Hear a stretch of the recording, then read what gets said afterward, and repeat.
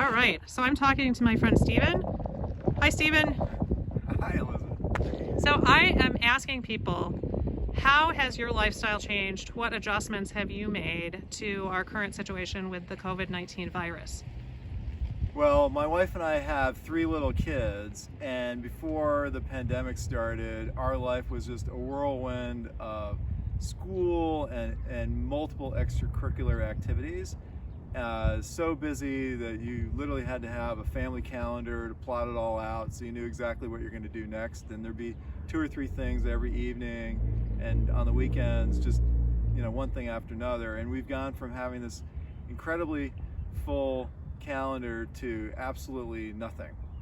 And it's kind of ironic because about 2 months ago my wife said, maybe we should cut back on all the extracurricular activities and spend more time with our family as a family, and because our kids aren't going to be young forever.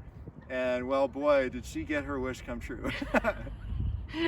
I'm not sure this is quite what she wished for. No, it was not exactly.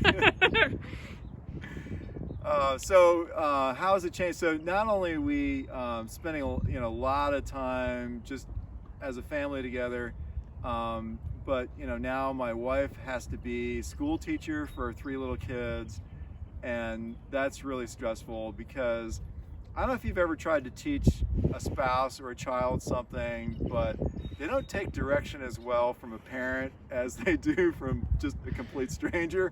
So it's a challenge, and that's stress inducing. And then I'm a critical infrastructure worker. I'm president of University Bank. And so I actually have to go to work, although the vast majority of our employees are all working from home and have been for about 3 weeks now. So what I am doing, I've changed my schedule up so that I'm coming home at the noon hour to have lunch with my family, and then to get my wife out of the house and give her a break to kind of decompress, because it is very stressful having 3 little kids in a small house, not being able to go out. These kids have a lot of energy, and they rebel after a certain point, and to give her a little bit of a break is really we're finding very helpful.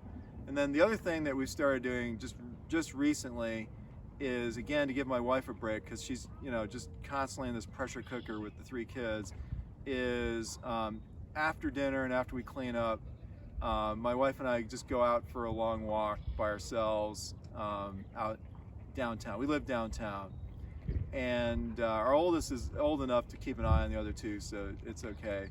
We wouldn't want to leave them there for 3 or 4 hours. I mean, it'd be like Bueller's days off. But for a 30-minute walk, and then we get to talk, and she can kind of tell me all the things on her mind that she doesn't want to say in front of the kids. So that's been very helpful. So anyway, those are the main things that have changed. I am having to work extremely hard though in the bank because of all the things we needed to do, both first to get our employees off-site and safe, and then secondly, with this new program that just came out today for businesses, they can get loans from the SBA. So we had to do a whole bunch of work in preparation for that. So it's been pretty crazy at work too. So anyway. So for your household, have you made any changes in terms of how you're grocery shopping, or how you're meeting the needs that we usually meet by going out in public places and getting things? Yeah, absolutely. So we're trying to minimize the number of trips we take to any place. So at the very beginning of the pandemic, I filled up my car with a tank of gas, and I haven't been back to the gas station since, because we're trying hard to do a lot of walking or bicycling. We're lucky that we have a good grocery store downtown, the People's Food Co-op, that we're members of.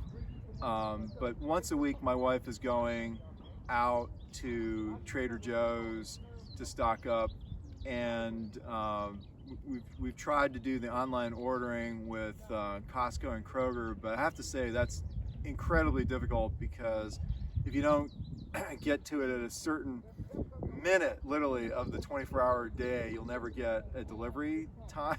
I've heard this. I've heard this. I'm not going to say what the minute is, because you figured it out. We figured it out. It's a secret. Anyway, it's sad. But anyway, so we're trying hard just to, only go like once a week grocery shopping and then have delivered in other things. So you and I are meeting in a park today, and obviously you have kids who need to be outside and run off energy. Yeah, they're running around. They're running around. Isabella, come over here. Come on. So this is going to go on my blog. I don't know. Some people are cautious about. Oh, okay. It's all good. So we're in a park now. What kind of precautions are you taking in outdoor spaces like this one? Well, we're standing at least 15 feet apart. Yes, we are. Right? And other than my kids, we're not going anywhere near anybody, right? So if we see somebody coming down the sidewalk, we start crossing the other side of the street.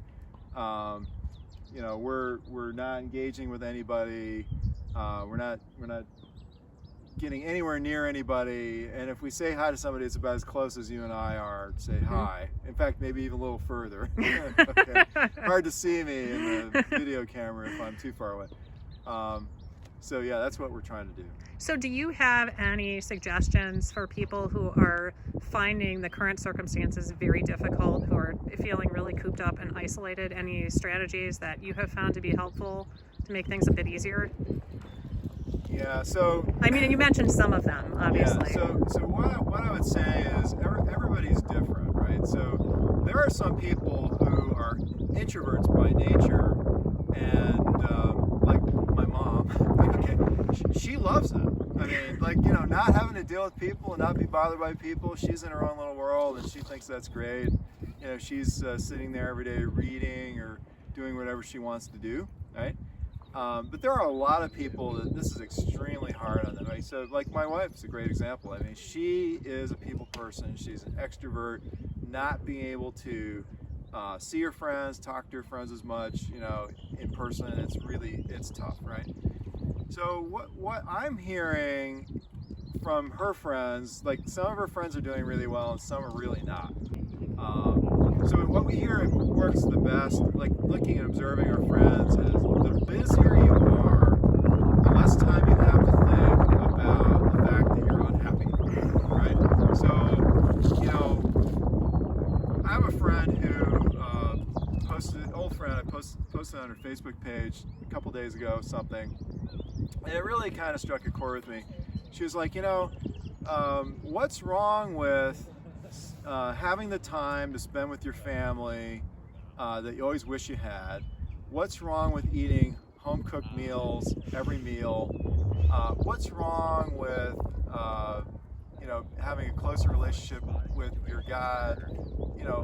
All the things that you wish you had time for, gosh, you have time for it now, right? So, if you've got a pile of old newspapers that you want to get through and read them. If you got a pile of books that you didn't read that you've got laid up for some future event, here it's now, right? If you've got a project to paint your kitchen, wallpaper a wall, build something. Like a friend of ours is building a chicken coop, okay? All right? So she's happy because she's busy, right? I mean, she doesn't have time to think about all the things that she's deprived of that she wants to have or used to have, right? I mean, now having said that, another good thing is occasionally you got to treat yourself, right? So I wouldn't encourage you go out all the time, but for example, we live downtown. There's a handful of restaurants that we love, and we don't want to see them go out of business. So we're picking one every so often, not very often, to get a takeout meal from, right? And we love it, right? Because it's something that we really enjoy. So it's kind of a way of giving ourselves a small treat and a taste of normal life, right? Mm-hmm. Not really normal because you can't eat in and you got to eat at your dinner table, but at least it's something that you can do. All right.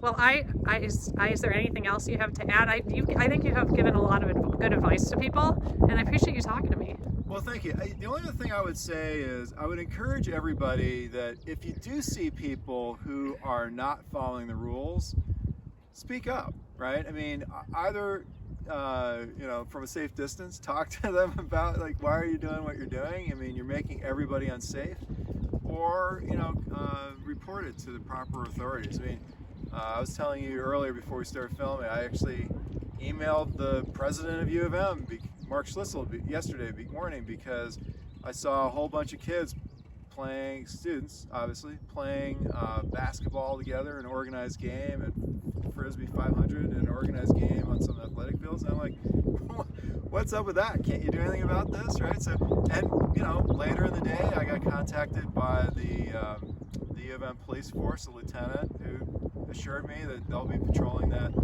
athletic field, and you know, I go by there a lot, so I haven't seen them doing that since. So, you know, you can make a difference also in helping the authorities. If they don't know about something, how can they stop people who aren't, you know, following the rules, and they can't counsel them to do it, right? Right.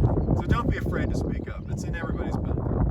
I agree with you, and I took a trip yesterday to Island Park because I had heard about people crowding around the owls, and I was relieved to see that that was not what it looked like. What I saw, they were keeping distance. But well, had they been crowding, I would have said something nicely. I would have said something nicely. Right. Well, if you want to hear owls here at West Park, we have some wonderful owls you can hear, and I don't know if you've heard them in the background while we're talking. But you know, one great thing about Ann Arbor too is there's 160 parks, right? Some significant percentage of our city is in parkland, right?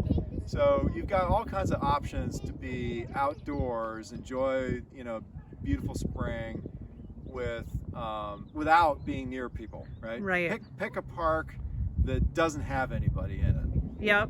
Yeah. Well, you have piqued my curiosity. Now I want to go see the owls. So I'm going to end this conversation and say thank you for talking to me. All right. Thanks so much. All right. Bye. Bye-bye.